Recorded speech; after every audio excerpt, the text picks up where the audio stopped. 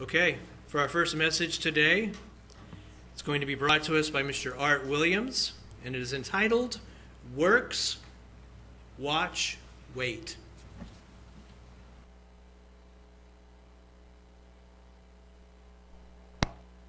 Thank you, Sean.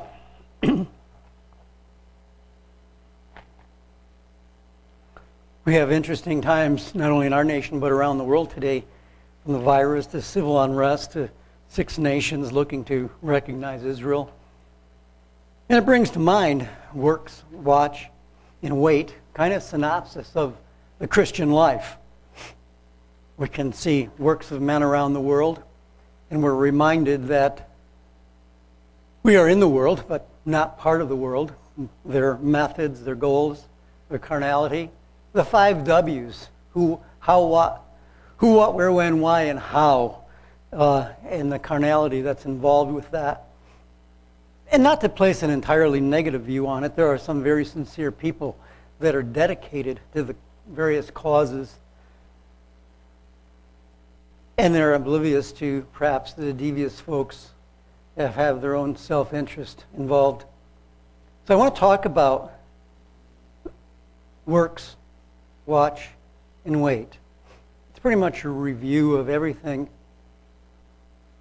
What man does, why they do it, what our works are to be, why we do it, and then what we watch for and why we wait. In Matthew 23:5, it says, "But all their works they do for to be seen of men.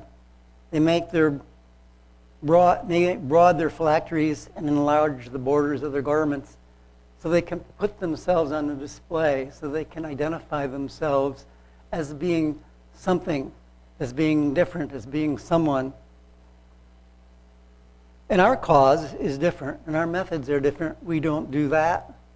In Ephesians 2:10, it tells us that we are His workmanship, created in Jesus Christ unto good works, which God has ordained that we should walk in them.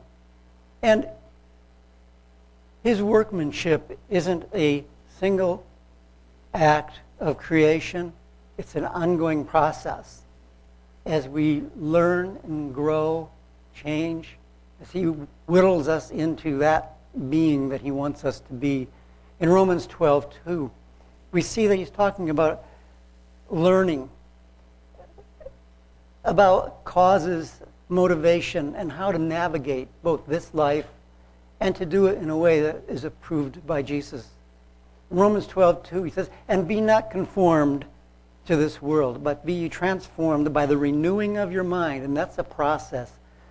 What you are at the time of baptism isn't what you're going to be 50 years later. At least not if we are all doing what we should be doing. You should be a different creature. We'll look at things differently. We'll have a different mindset on it. And part of the struggle on that mindset is the mindset that we have isn't of our own creation. Some of it's from our parents, some of it's medical, some of it's in our DNA from years before. It is a huge undertaking when you think about it and the problems that people have to deal with. And it goes on to say that you may prove what is good and acceptable and perfect will of God. So that's part of the process, that you prove. You learn, you navigate, and you prove.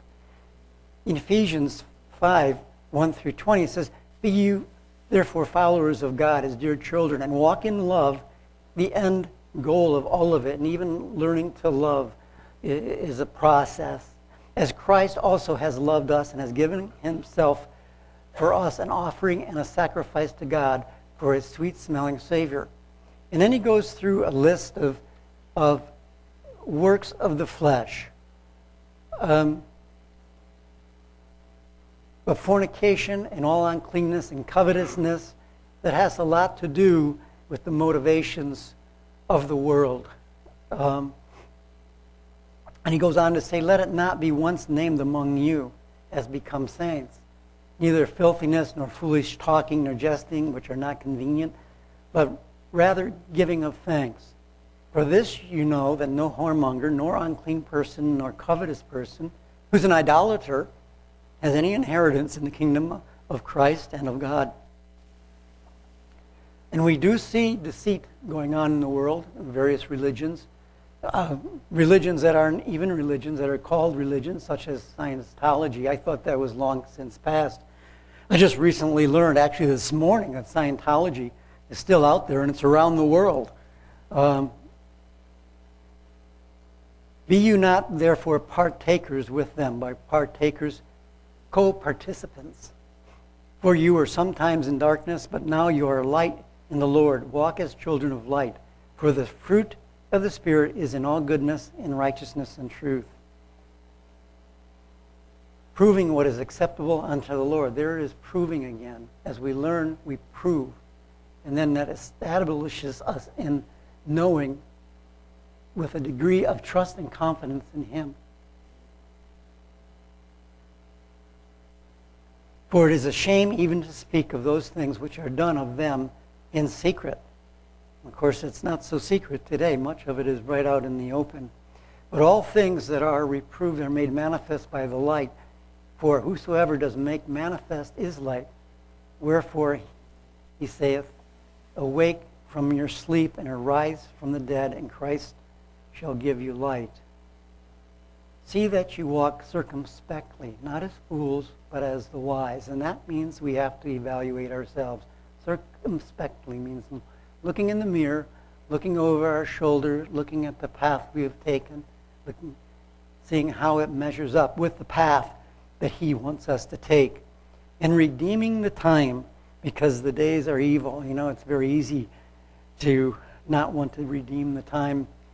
We live in some evil times that can really cause us some anxiety. Wherefore be you not unwise, but understanding what the will of the Lord is. And that will is explained to us throughout his instruction book for us individually and also for us in prophecy, so that we don't become overly anxious and go out there and act prematurely on our own. And that happens when people get overly enthusiastic about things. Speaking to yourselves in psalms and hymns and spiritual songs, singing and making melody in your heart to the Lord. Give thanks always for all things unto God and the Father in the name of our Lord Jesus Christ. It's a lot that he says in there. It has a lot to do, and we can go through that and define, and if we wanted to, various examples of this throughout the news in any given week. And you could probably speak for hours, weeks and days and months on it. But there's a positive side to it for us, and it's described in Philippians 4, verses 4 through 9. Rejoice in the Lord always. And again I say rejoice. He repeats it. Rejoice. To rejoice, we need to see what Jesus and God the Father is doing, both in our lives personally and in the world. And to also note that some of the things that are going on in the world are going to be called back upon some people at some point, if not during our life, and not even in their life, but the systems and the things that they put in place will be called into question and perhaps dumped back upon them. Let your moderation be known unto all men. The Lord is at hand. Be careful for nothing, but in everything by prayer and supplication with thanksgiving, let your requests be known unto God. There was recently a story, maybe some of you saw it. It was on the television. And this couple, we celebrate many things, even outside of the holy days. And there was this family of 2, and they got the good news that they were going to become a family of 3. And so, like everyone, they started planning. They put up the baby's room, and they got the toys and the wallpaper and the crib, and they went through all of these things that we plan for when we're going to have an addition to our family. And then the day comes, and the little one is born. And they do some initial testing, and everything isn't exactly quite right. But it's not so bad that, hey, we got to keep the little baby in the hospital and everything. No, let's give it a couple weeks, and then we'll bring her back in. We'll do some more testing. And so they let a couple weeks go by, and they bring her back in, and they do some more testing, and things are not looking so well at all. There is something that's definitely wrong, but they're not sure exactly what. So they extend her to stay in the hospital, and after some period of time, they find out her liver is not functioning properly. She has a fatal liver disease which has no cure, no remedy for it. In the end sequence, the baby will stop eating and will not eat and will simply languish away and die. So needless to say, their hearts were dashed. And they go home and they wait for the inevitable. One night, a relative, an uncle, is doing what all of us single uncles do when we're alone at home at night, watching television, playing on the computer, or reading. And he hears a voice. And the voice says, "Go to so-and-so's house, put your hand on the baby's stomach, and pray that it would be healed."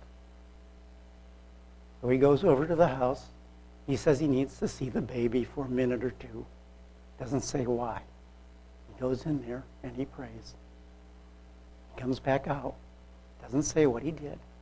And at that point in time, I don't remember if he left or he stayed there and waited. But about an hour later, the baby starts to cry. The parents didn't know what to do about it. You know, here the baby's supposed to be dying, and now it's crying. Well, does that mean it's going to die soon? Or what? So not knowing what else to do, the mother gets a bottle out and gives the baby a bottle. Baby consumes the entire bottle. Gives her a second bottle. The baby consumes the second bottle. Wait a minute. The baby is supposed to be dying. And the last symptom of that is it won't eat, and she hadn't been eating. Next day, they call the doctor and go to the doctor. There is no longer a liver problem. The baby is in perfect health. Today, she's a 21-year-old young lady. Yeah, I wonder what purpose God may have for her. But that's such a wonderful thing. Let your requests be made known to God. And the peace of God, which passes all understanding, shall keep your hearts and minds through Jesus Christ. Finally, brethren, whatever things are true, honest, just, pure, lovely, of good report, but if there be any virtue, if there be any praise, come back to your computer. Think on these things. Those things which you have both learned and received and heard.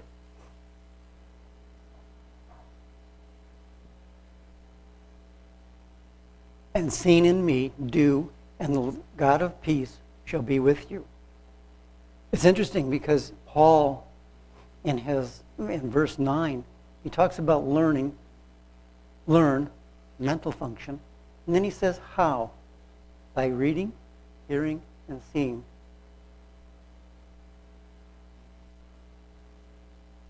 And so that has to do with works. We can read about works, we can hear about works, we can see works. Works of the world and our own works.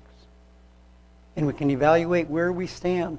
And the next aspect of the synopsis is watching, because we know at some point in time Jesus is going to return and claim his kingdom on this earth. And so we are instructed to watch. And in 1 Thessalonians 5, I'm not sure if I'll read all of this. I have down here 1 through 15. We'll see how this goes. But of the times and seasons, brethren, you have no need that I write unto you. And certainly we know certain things that have to happen at the end time. The sacrifices have to happen. The 2 witnesses have to happen. And if we don't see some of those things happen, we know that we're approximately where we're at right now. And so we're not in a cave with no light and everything is a mystery. Verse 2, for yourselves know perfectly that the day of the Lord so comes as a thief in the night, and when they shall say peace and safety, then sudden destruction comes upon them. as travail upon a woman with child, and they shall not escape. But you, brethren, are not in darkness, that the day should overcome you as a thief. And that's because, like I mentioned earlier, the events that we are aware of that must take place. Many of them described back in Revelation, some of them in the Old Testament, back in Daniel, various places. You are all the children of light and the children of the day, and not of the night and not of darkness.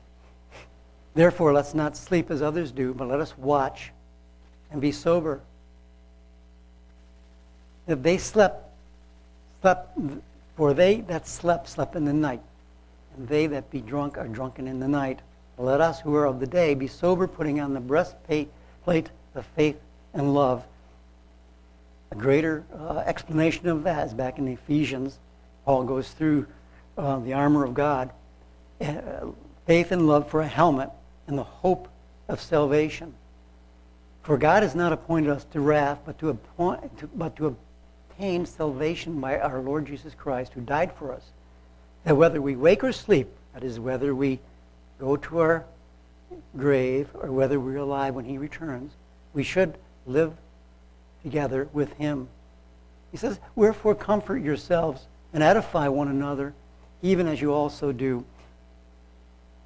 And we beseech you, brethren, to know them which labor among you and are over you in the Lord, and admonish you, and to esteem them very highly in love for their work's sake, and be at peace among yourselves. Now we exhort you, brethren, warn them that are unruly, comfort the feeble-minded, support the weak, be patient toward all men. And therein is a real big challenge today, because sometimes you try to do those things where you try to support the feeble-minded or support the weak. And actually all they want is to be on easy street, and they'll take everything you have to give and some more besides. So we have to be even careful at doing that. And see that none render evil for evil unto any man, but follow that which is good, both among yourself and to all men.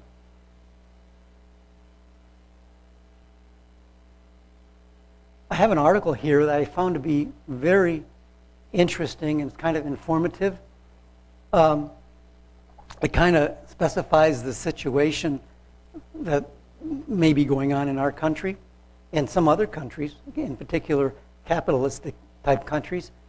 The article is in an interview by a billionaire. His name's Ray Dalio, D-A-L-I-O, and it's on capitalism. And Mr. Dalio, he's the person that owns and manages the largest hedge fund in the world. He started it years ago and been very successful at it. And he predicts life in the United States could become more difficult with the mountainous debt that stunts in the future our economic growth, and with fewer opportunities for ordinary citizens. He goes on to say that capitalism and capitalists are good at increasing and producing productivity to increase the size of the economic pie. But capitalists don't divide the economic pie very well. And so today, the capitalist system, the foundation of the U.S. economy, is not working efficiently or effectively enough for all people. Capitalism produces large wealth gaps that produce opportunity gaps, and these threaten the system. Unless the U.S. takes steps to make systematic repairs designed to provide greater opportunities for Americans to achieve personal growth and financial security, the consequences likely will be painful for the country. We have a money and credit problem. We have a wealth and value gap problem. And we have the competition of an emerging giant in China. And the wealth gap has increased, and it is contributing to our political and social polarization. The U.S. is in the late stages of a debt cycle and money cycle in which we are producing a lot of debt and printing a lot of money. The U.S. is a 75-year-old empire and it is exhibiting the signs of decline. Two examples that he goes through that I won't bother to go through is the Dutch Empire and the British Empire. And it's interesting because you can look at how that unfolded through their downfall, especially in the value of their currencies. He goes on to say, I just want to present understanding and facts. To know and understand the life cycle and to know these symptoms that are emerging is what I'm trying to convey. This is Mr. Dalio speaking. The United States is a 75-year-old empire and exhibiting signs of decline. Wealth cannot be created by creating debt and money. The problems must be fixed.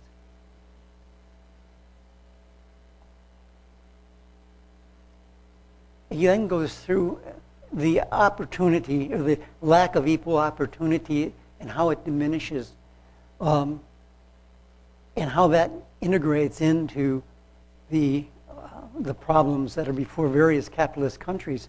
And in the European area right now, they're having a problem because many of immigrants that they're having come up from Syria and they don't speak the language of any of the countries.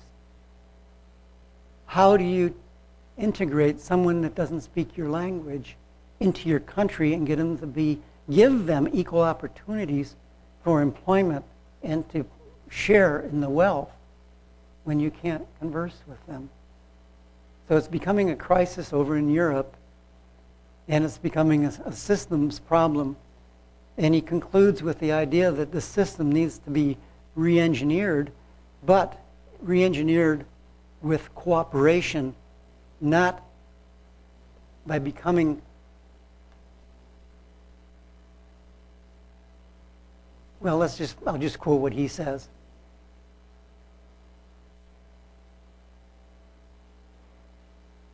When that pain happens at a time when you have a population at each other's throat over money, that's a toxic combination. People can't take a downturn and have less buying power, so necessarily the poor will have to get money from the rich, and the rich are going to want to prevent that. And that creates a really messy situation. When the greatest problem that everybody is fighting is for their cause, and when the cause people are fighting for are more important to them than the system that binds them together, the system is in jeopardy. That seems to be happening now. Everybody has their cause, and they're almost losing sight of the overall picture. Democracy depends on compromise. The notion of compromise and working together and being able to have a negotiation to get what the most people want, rather than to have one side beat the other side. With that, I'll stop reading the article there. But it's very informative, the insight that the man has, and he does make one other statement I'll reference, and he says, the times that are existing right now remind him of the time from 1930 to 1945. A printing of excess amount of money with huge debt and an emerging giant on the world scene. I thought it was an informative article, so I wanted to bring it to you as part of watching. Yes, it's not, we know, like I said earlier, we're not at the end time, but those are developments of perhaps cracks in the structure of various countries that are following capitalistic type systems, which have always been very popular here in the Western world. And so we wait for the time when Christ is going to come back and establish his government here on earth. Romans 8:18 through 25, Paul says, "For I reckon that the suffering of this present time are not worthy to be compared with the glory that shall be revealed in us. For the earnest expectation of the creature waits for the manifestation of the sons of God. For the creature was made subject to vanity, not willingly, but by reason of him who has subject the same hope in hope. Because the creature itself shall be delivered from the bondage of corruption into the glorious liberty of the children of God." Bondage of corruption. It's not only external to us in physical circumstances where it surrounds us, but it's also internal corruption. As I mentioned earlier, some of it may be inherited. Some of it may be caused emotionally, who we are, mentally who we are, attitudes that have been passed down by father and mother and by generations in society. Some of them may be derived by medical conditions that are the result of other medical conditions that were supposed to have been corrected by some medical process. It's quite, when you put it all together, it's a real mess. It's a real mess. And then you throw in Satan, who can manipulate things as an angel of light to make it look as if things are okay and things are working out. We know that the whole creation groans and travails in pain together until now. For not only they, but ourselves also, which have the first fruits of the Spirit, even we ourselves groan within ourselves, waiting for the adoption, the redemption of our body. For we are saved by hope. But hope that is seen is not hope. For what a man sees, why does he yet hope for it? But if we hope for that which we see not, then we do patiently wait for it. The majority of mankind has its hopes in the physical, with solutions through economics, politics, military, and war. Man's system of inadequacy with limited opportunities, resulting in haves and have-nots, and the have-nots being comprised of devious alternative motives. And they simply cannot work out because of, if for no other reason, the dark side, Satan. Satan can turn even a good-looking system into a depraved system. With belief, faith, trust, and confidence, we look to him and we wait for him to bring resolution and the conclusion of the works of the dark side. You know, in the Passover season, we start the Holy Day season with Passover. And at Passover, we have food. We take the symbols of the bread and the wine. And it's interesting because near the end of the Holy Day season, we observe atonement, which is a fast day, where we don't take any bread and we don't take any wine. Interesting contrast.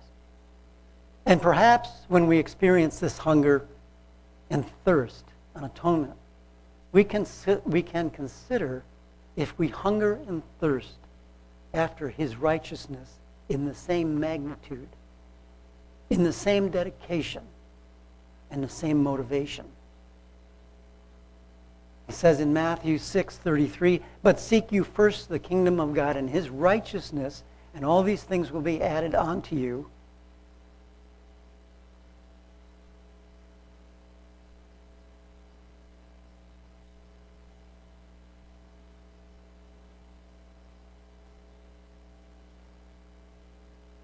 So our righteousness goes back to our hungering and thirsting because our righteousness comes through Jesus Christ by faith. And in the end, if we follow the instructions the way we should, and I think all of us are making great strides to do that, there's going to be a day coming out there in the future. He's going to return, establish his kingdom. And he's going to say to you what he says in Matthew 25:21. "Well done, thou good and faithful servant. Thou hast been faithful over a few things. I will make you ruler over many things. Enter you into the joy of your Lord."